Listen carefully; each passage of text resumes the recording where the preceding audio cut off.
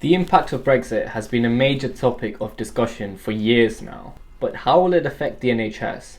And is it all bad news?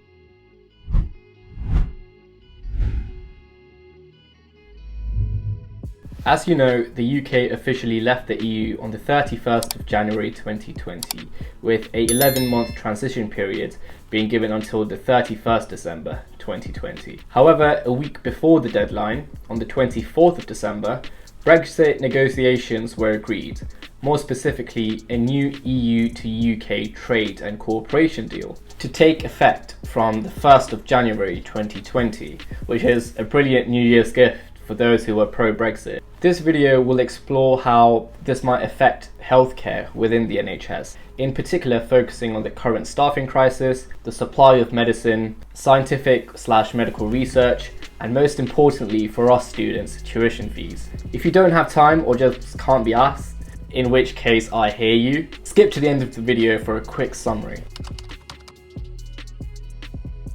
First, let's debunk a myth. It was widely thought that Brexit was a key player in more than 5,000 nurses and midwives from EU countries leaving the UK in the last 3 years. However, what was overlooked was the fact that there's also been an increase in the number of nurses and midwives coming to the UK from non-EU countries for work. So Brexit shouldn't be blamed entirely for the staffing crisis. However, this should not distract us from the fact that there is still a major shortage in healthcare staff. As of now, the NHS needs 5,000 extra nurses from overseas every year to mitigate the effects of burnout staff are currently facing. Recognizing how important this is to protect the NHS, the government has committed to recruiting an additional 12,000 nurses from overseas by 2024-25. But how is this going to be done when Brexit has already placed barriers like stricter immigration rules to the free entry of overseas workers into the UK? Well, firstly, there will not be any changes to the non-EEA immigration rules. EEA is basically the EU countries plus Iceland, Liechtenstein, I hope that's how you say it, and Norway. Secondly, the UK plan to make themselves a more attractive destination for EU employees by introducing the health and care worker visa for qualified social workers. It is essentially a fast-track visa route into the UK. This is because all successful applicants of this visa won't need to pay the one-off fee to work in the UK, which is otherwise known as the immigration health surcharge. But what about those from EU countries who are already working in the UK? Well, they have until 30th June 2021 to apply for the EU settlement scheme, which will guarantee their right to work in the UK indefinitely. However, whether this will work is largely being debated, partly because of COVID making it impossible to see any immediate positive changes. The Migration Advisory Committee believes that higher hourly rates is what will attract overseas workers rather than a couple of incentives to increase international recruitment, which the government even accepts and acknowledges. Now, chuck COVID into the mix, which makes everything good harder to do nowadays. It is unlikely 2021 will see a great deal of healthcare workers coming into the UK.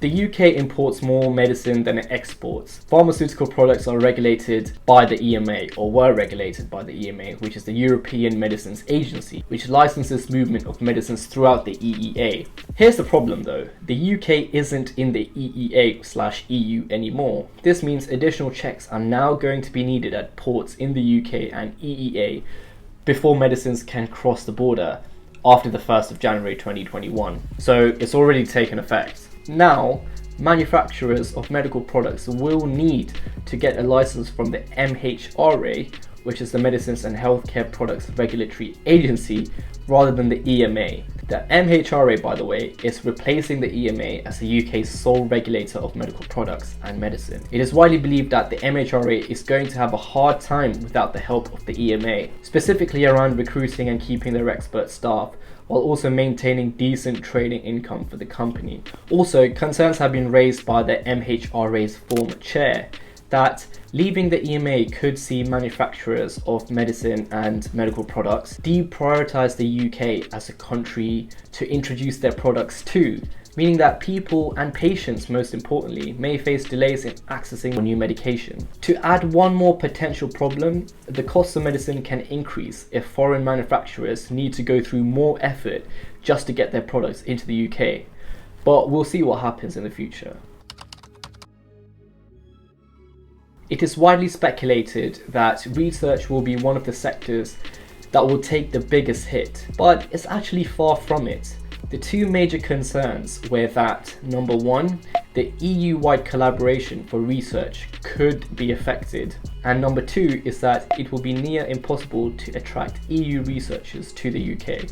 To address the first point, the UK will continue to be a member of the EU-wide scientific and medical research programs, as it was stated in the joint declaration on participation in union programs. Now, why wasn't there an acronym for that? I'm just going to pass out at this rate. Anyway, the UK will have access to Horizon Europe, the Euratom Research and Training Program, the Fusion Test Facility, ITER, and I don't know how to say it, but forgive me if I butcher this name, but Copernicus. I will leave the spelling somewhere on the screen, but it's basically the EU's Environmental Observation Programme, and it'll also have a part to play in the EU Space Surveillance and Tracking Service. Now, don't worry if you didn't know most of these, I didn't either. The important one is Horizon, because it actually researches about health as well. However, this involvement comes at a price, and that is the UK will have to make a financial contribution to the EU research budget. But they were doing this before Brexit anyway, so nothing major changes there. However, the UK will leave a program, and that is Erasmus, which is, some of you might know, it's a long-running student exchange program. But this will be replaced by the Turing scheme from September 2021. This program will be backed by over £100 million and will be capable of funding for roughly 35,000 students from universities, colleges and even schools to undertake placements and exchanges overseas. Now, despite all this positive news, however, only time will tell if the UK remains to be an attractive place for researchers to come and, well, do research. Now, Brexit is set to cause two significant changes for students from the EU/EEA. Up until now, EU/EEA students applying to the UK for studies have been eligible for the same loans and tuition fees as home students. EU/EEA nationals who started their university before the end of the transition period, which remember was on the 31st December 2020, will remain eligible for the same student loans and tuition fees as home students for the rest of their course, even if it ends after the end of the transition period. Which is pretty sweet, because those who have applied to uni last September are eligible for home tuition fees. In the future, however, students coming from the EU/EEA will have to pay international tuition fees, which is exponentially higher. Now, I know exactly how expensive international tuition fees are. When I first came back to the UK to study my undergrad degree in Cardiff, and yeah, boy, it was expensive. To add further insult to injury, it's likely students from the UK will no longer benefit from the cheap or even free tuition fees available at many universities across the EU. This can have an impact down the line, as many EU/EEA students will be put off by the increased tuition fees, severely bottlenecking the influx of EU/EEA talent into the UK. UK students will also take a hit, as many apply for universities in the EU/EEA. In fact, I know a few friends who applied to medicine abroad. This will ultimately restrict the options UK students will have when pursuing a degree. So just to really quickly summarize the whole video and tie everything together, in terms of staffing crisis, Brexit has not accelerated the efflux of staff outside the UK. The UK is also trying to recruit a further 12,000 nurses from the EU by introducing the Health and Care Worker Visa, which makes it easier and cheaper for qualified EU social workers to come and work in the UK. The Migration Advisory Committee, however, believes that this won't work, and potential employees should instead be tempted with higher hourly rates. But I don't know if they've thought about where that extra money was going to come from. In terms of medical products, it will be harder for medical products and medicine to come into the UK because of the need for more border checks. This might make companies overlook UK as a country to introduce their products to, and if they don't, they might make them more expensive for the hassle of getting their products in the first place. In terms of research, it won't take a massive hit like we thought it would. The UK is going to be involved in most of the EU research schemes, but how this might affect the likelihood of EU researchers coming into the UK remains to be seen. Student fees will be a lot higher for EU/EEA students wanting to study in the UK, which is just going to de-diversify the whole student sample. It will also be harder for people from the UK to study abroad, as they no longer will have the luxury of cheap or even free tuition fees in some EU/EEA countries. That's it for the video, guys. If you find it useful, drop a like, and if you want more content like this in the future, hit the subscribe button and notification bell.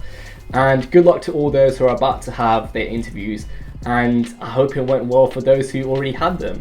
In which case, what are you doing watching this video? Go and enjoy life. Anyway guys, in a bit.